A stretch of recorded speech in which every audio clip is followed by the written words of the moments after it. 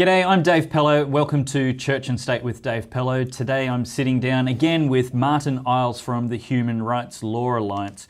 Now, I'm actually a big fan of legal dramas on TV. So many different ones. If the legal TV shows, they're fantastic. So I'm hoping today, Martyn, you'll be able to tell us about what's exciting and new and the stories that are going on, the conflicts and what possible resolutions there might be in the legal world for the Human Rights Law Alliance. Welcome to the show. Thanks, Dave. They're exciting in all the wrong ways, I think. So we wish these had matters. When I started the Human Rights Law Alliance, one of the things we said was we've got to be happy for this to fail because we hope it's not a service that's needed. But yes, unfortunately, as we now know, just over 12 months in, about 30 cases on the board, probably a few more than that, we know it is a service that's needed. So unfortunately, it's there.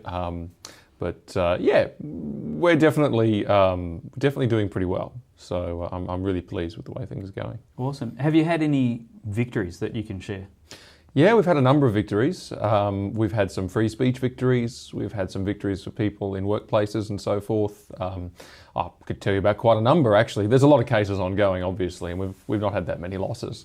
But I think one of our first victories was a federal court matter where it was actually a street preacher in Launceston wanted to do his thing in the malls there, and the Launceston City Council said he couldn't, and they just said blanket, no, you can't do it. They didn't make any provision for this whatsoever, and of course that was challenged in the federal court, saying, look, there has to be some accommodation made for this guy. There has to be some accommodation made for free speech within the Launceston city limits. You can't just blanket ban all the people who are going to be saying and doing things you don't like. Sure. So who brought this case? Did he contact you and say, hey, is there any help? Or did he have a lawyer that he knew who was... He contacted our legal counsel. So Okay. he got in touch. It happened to him. He's a law student himself as well, or has done some law study. Okay. And he's had this issue before when he lived in Adelaide. And that was a case actually that went all the way to the High Court. So can you tell us his name? Caleb Cornerloop is his name. Yeah,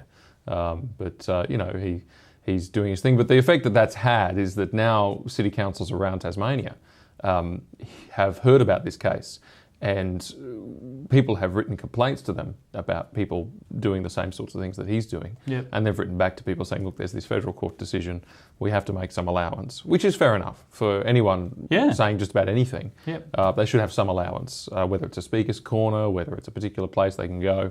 Nobody wants them to be disrupting business and that kind of thing. That's all reasonable. Yeah. Civil society. Correct.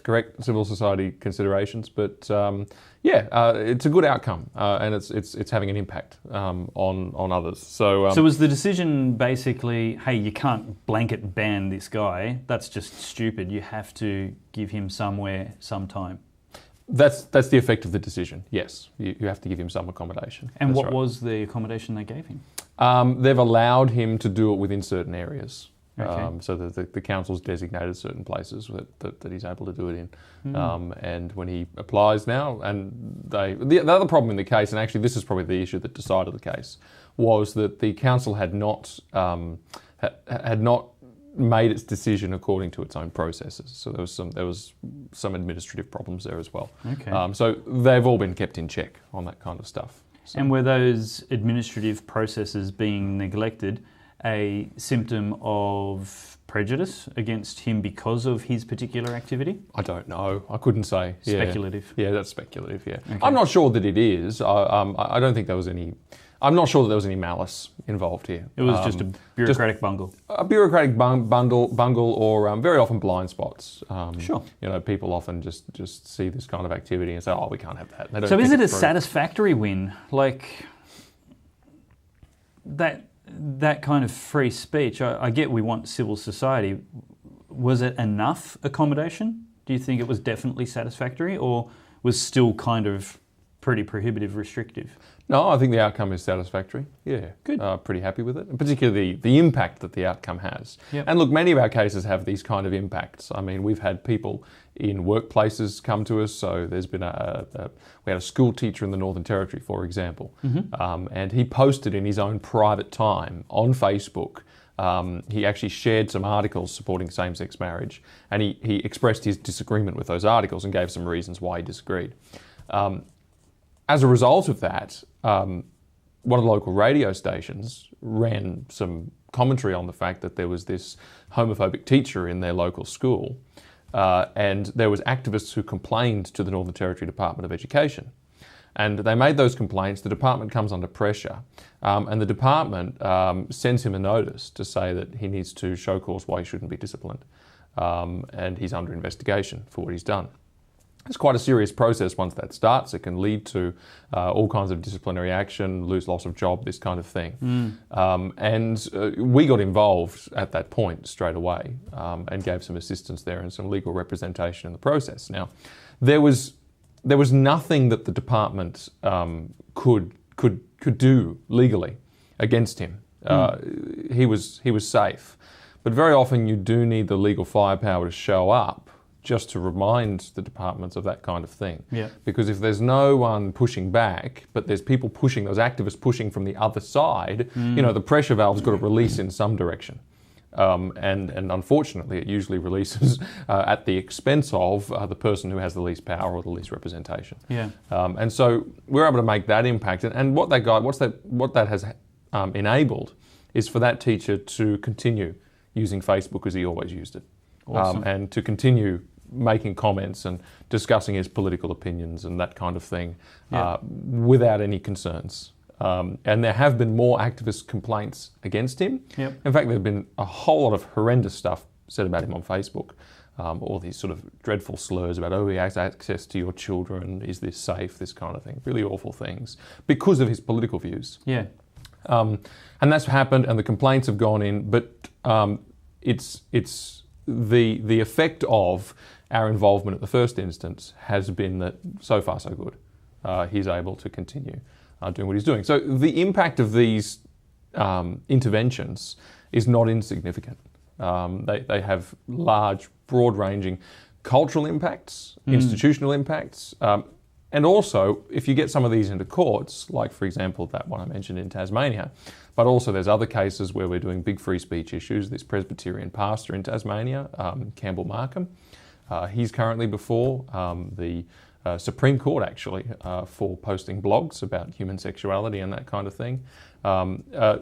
A decision at that level creates a legal precedent as well that has impacts within the legal system.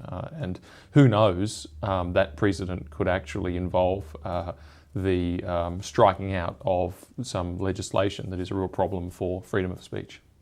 So that's going well?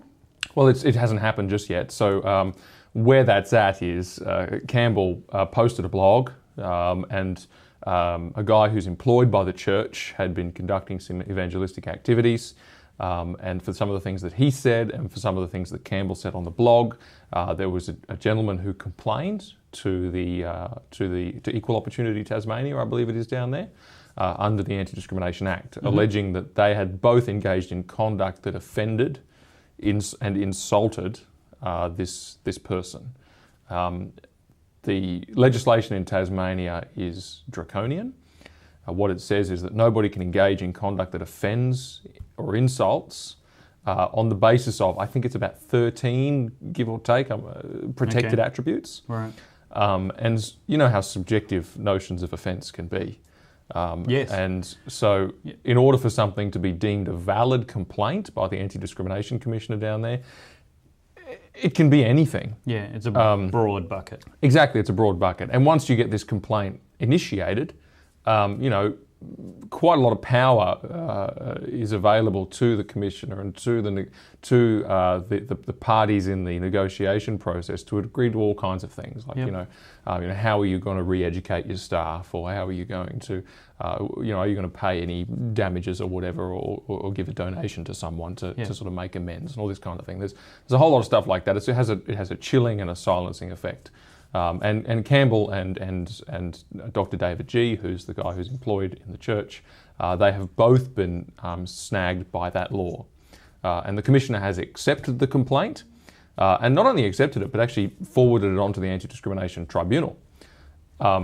And it's a very unusual complaint in that this guy is actually alleging discrimination on the ground of attributes that he personally doesn't possess. So he's not gay, for example, but he's saying it's on the ground of homosexuality, this kind of thing. Wow. So he's not even gay and he's claiming he's offended by it.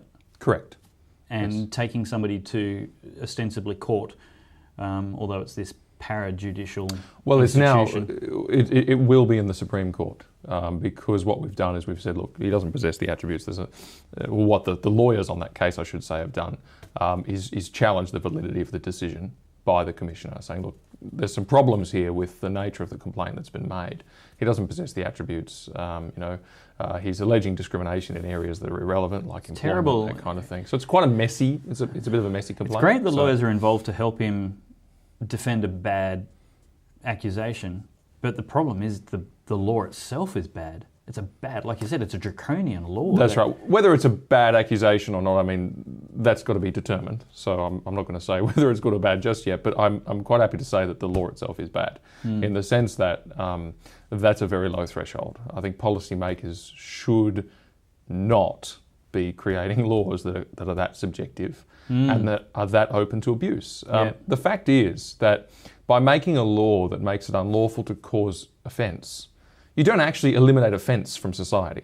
I mean, some people are offended by my existence. I mean, it's impossible to do that. You can offend by silence, you can offend intentionally, you can offend unintentionally, you can offend by overt action. Disagreement. You can offend by misunderstanding. It's incredibly subjective. And if you pass that law, you're not actually going to eliminate offence. What you are going to do is eliminate controversial discussions. Because those laws are only triggered by controversy.